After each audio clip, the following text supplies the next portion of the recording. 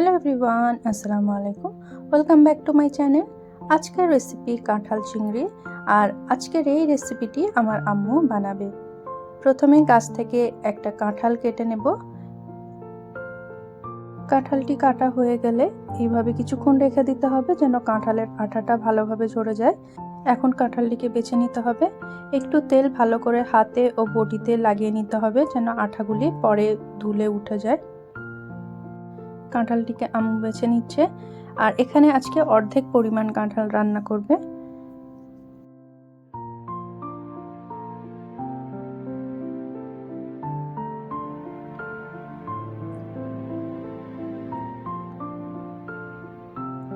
কাঁঠালের মাঝখানে বুকও ফেলে দিতে হবে।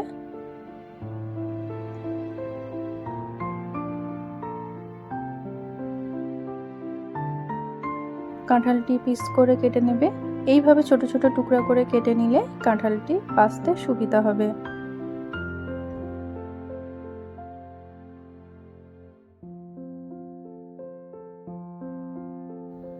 কাঁঠালের খোসাটি ফেলে দিয়ে কাঁঠালটিকে এখন ছোট ছোট টুকরা করে কেটে নিতে হবে।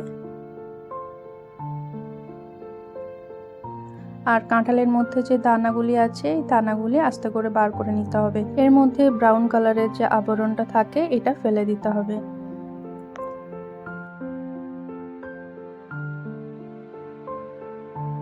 কাঁঠালটি এমন ছোট করে বেছে নিয়েছে আর কাঁঠালের দানাগুলো এইভাবে ছোট টুকরা করে নিয়েছে মাঝখান থেকে। এখন রান্নার পালা। এই যে অর্ধেক কাঁঠাল ঠিকঠাকভাবে বাছানো হয়ে গেছে। আর এর সাথে দেব এরকম ছোট চিংড়ি মাছ। আর এখানে দেব দুটো বড় সাইজের আলু। রান্নায় চলে আসলাম। এখানে 2/3 কাপ পরিমাণ তেল দিয়ে নিয়েছে। এর মধ্যে দিয়ে নেবে 3-4 চামচ পেঁয়াজ বাটা, দিয়ে নেবে 1 চা চামচ আদা বাটা ও 1 চা চামচ রসুন বাটা। আর গুঁড়া মশলার মধ্যে দিয়ে নেবে এখানে স্বাদ মতো লবণ, 1 চা চামচ লাল মরিচের গুঁড়া, 1 চা চামচ হলুদ গুঁড়া, 1 চা চামচ গোলমরিচের গুঁড়া, 1 চা চামচ জিরা গুঁড়া। এখন সব মশলাগুলিকে খুব ভালো করে কষিয়ে নিতে হবে।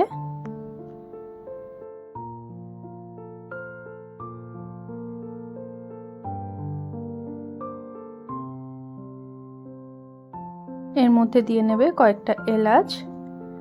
আর এর মধ্যে দিয়ে নেবে চিংড়ি মাছ।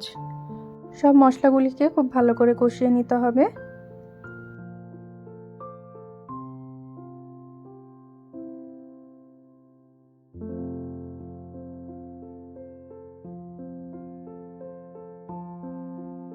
মশলাটি খুব ভালো করে কষানো হয়ে গেলে এর মধ্যে কাঁঠালগুলি দিয়ে নিতে হবে।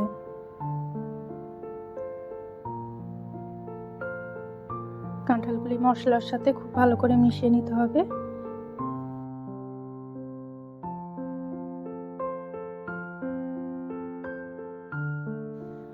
সব কাঁঠালগুলো দিয়ে মশলার সাথে খুব ভালো করে মিশিয়ে নিয়েছে।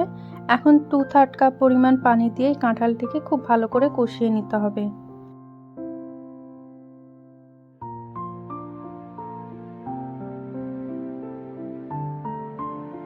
ঢাকনা দিয়ে কাঁঠালটিকে ভালো করে কষিয়ে নিতে হবে। কিছুক্ষণ পরে পানিটি শুকিয়ে আসলে ঢাকনাটি খুলে নিয়ে আবারও নেড়ে নিতে হবে।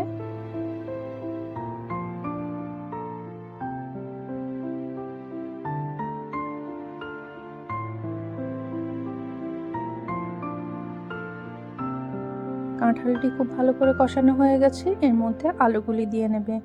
আবারও খুব ভালো করে নেড়েচেড়ে এই কাঁঠালটিকে কষিয়ে নিতে হবে। এই কাঁঠালের রেসিপিতে আপনি যত ভালো করে কষাবেন কাঁঠালের টেস্টই তত ভালো আসবে।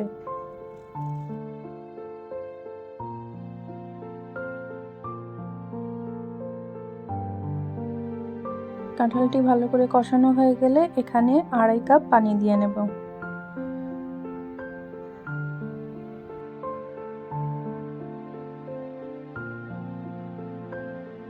আবারও একটু নেড়েচেড়ে এই কাঁঠালটিকে ঢাকনা দিয়ে সিদ্ধ হতে দিতে হবে।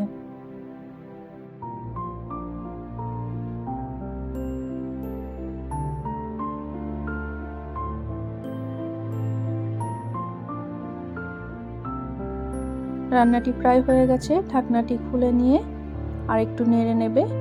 এমন গা মাখা মাখা ঝোল রাখতে হবে, এর থেকে বেশি ঝোল কমানো যাবে না। এর থেকে বেশি ঝোল কমালে আলু আরও ঝোল টেনে নেবে, তখন এই কাঁঠালটি আর ড্রাই হয়ে যাবে। এ পর্যায়ে যদি মনে হয় কাঁঠাল সিদ্ধ হয়নি, তো সেক্ষেত্রে আপনারা চাইলে আরও একটু পানি দিয়ে নিতে পারেন। আম্মুর বানানো কাঁঠালের এই রেসিপিটি অসাধারণ হয়, আপনারা চাইলে বাড়িতে ট্রাই করতে পারেন। আর আজকের রেসিপিটি ভালো লাগলে চ্যানেলটিকে সাবস্ক্রাইব করে পাশে থাকবেন। সবাই ভালো থাকবেন, সুস্থ থাকবেন। আল্লাহ হাফিজ।